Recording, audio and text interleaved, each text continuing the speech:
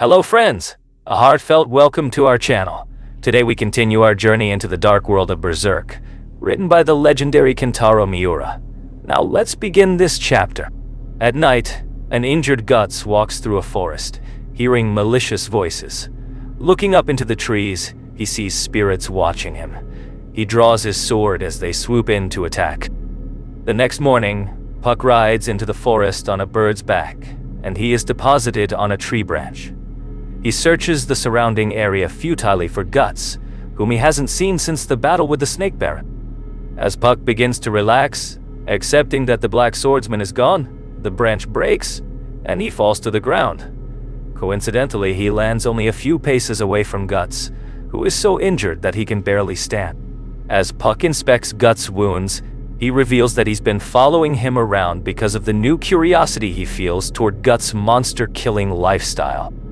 He is swatted away by Guts, who refuses to make the elf his companion on the grounds that Puck is small and weak.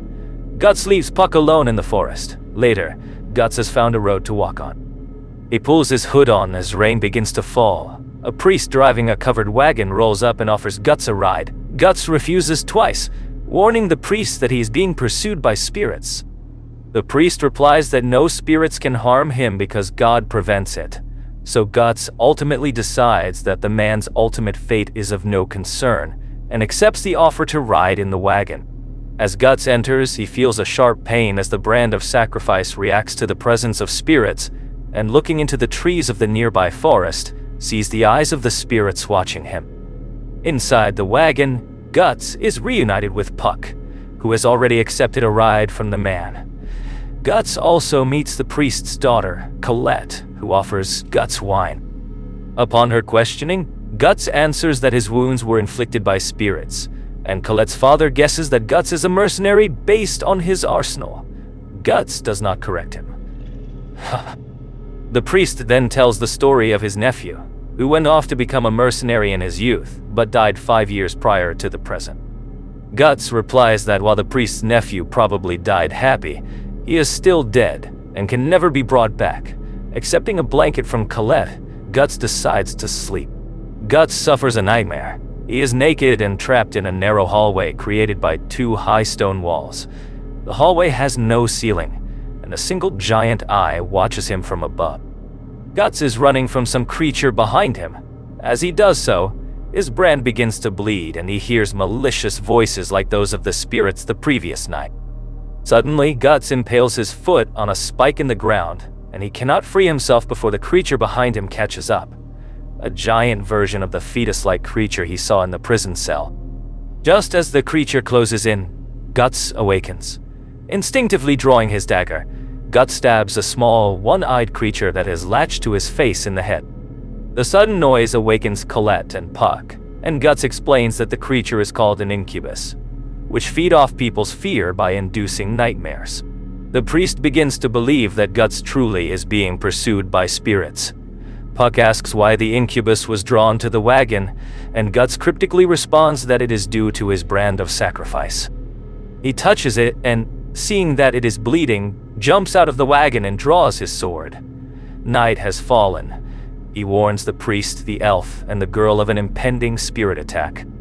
Suddenly, the priest's horses become agitated, and Collette jumps out of the wagon to calm them. Before Guts can approach her, a spear emerges from the ground and impales the girl in the stomach, killing her. While the priest screams for his daughter, Guts turns his attention to the skeletons that rise from the land around him, possessed by spirits. Guts orders the priest and Puck to run away as he is overcome with rage, and begins to massacre the skeletons, using his massive sword hack their bodies apart. The priest has not yet left, and his screams draw Guts and Puck's attention. Colette's body has been possessed by a spirit, entered the wagon, and beheaded her father with an old sword. Guts can only watch in shock as she descends from the wagon, approaches him, and drives the point of her sword into his stomach. Looking away from her, Guts gives a one-armed swing of his sword, sending the girl's torso flying away. He then resumes his fierce battle against the skeletons until morning comes, by which time his wounds are so bad that he is spitting up blood. As the spirits dissipate, leaving the skeletons behind, Puck flutters over to Guts to say that Collette and her father's deaths were not his fault. Guts begins to laugh, saying that they are proof of his philosophy. They were weak and could not survive becoming involved in other people's affairs. Suddenly, the voices of the spirits come down from the trees, taunting Guts.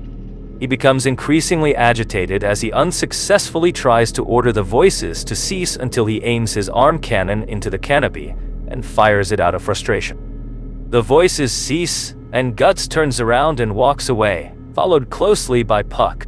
And with this, the chapter comes to an end. To know what happens in the next chapter, make sure to subscribe to this channel. See you in the next chapter.